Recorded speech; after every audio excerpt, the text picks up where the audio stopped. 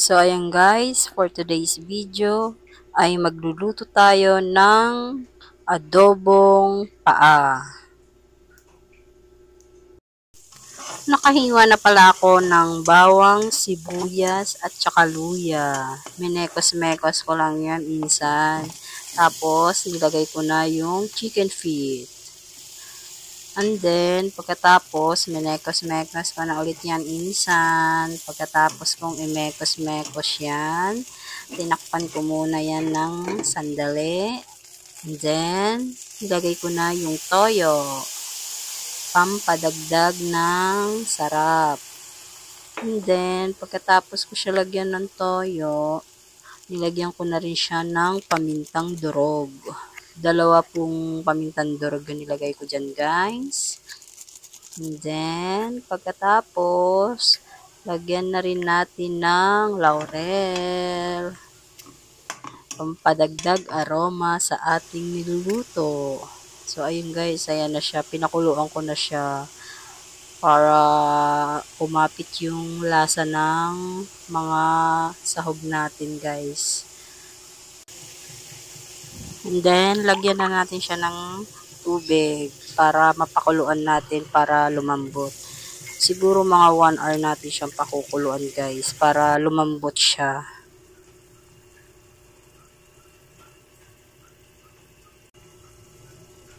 And then, lagyan din natin siya ng ketchup, guys. Ayan yung sekreto dyan para madagdagan yung sobrang sarap na chicken feet natin.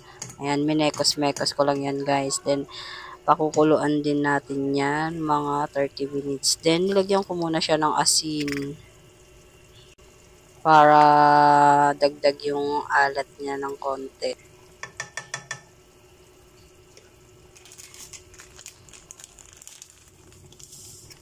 Then, lagyan din natin siya ng konting betchin.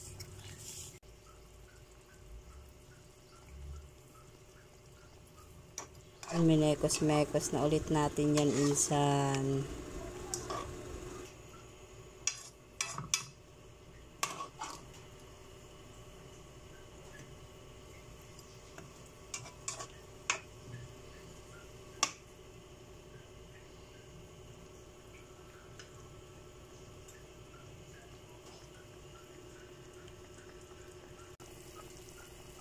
Ayan na siya, guys. Kumukulo na po ang ating chicken feet. Medyo malambot na siya dyan.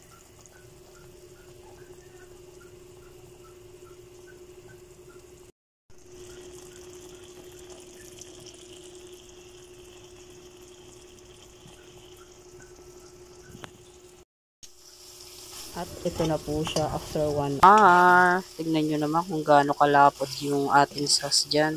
Sauce pa lang ulam na, guys. Sobrang sarap niyan, guys. Ganyan, lutuin sa bahay. Huwag mo lang sana itong mapapanood ng alas 12. Siguradong gugutumin ka.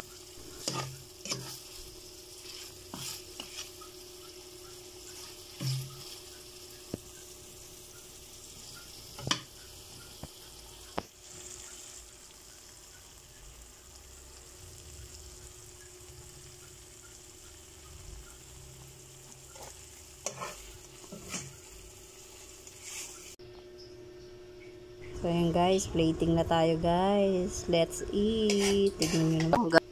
Yun, no? Sabaw pa lang. Sobrang lapot ng sabaw. Sabaw pa lang, ulam na yan guys. Try nyo rin yung lutuin sa bahay.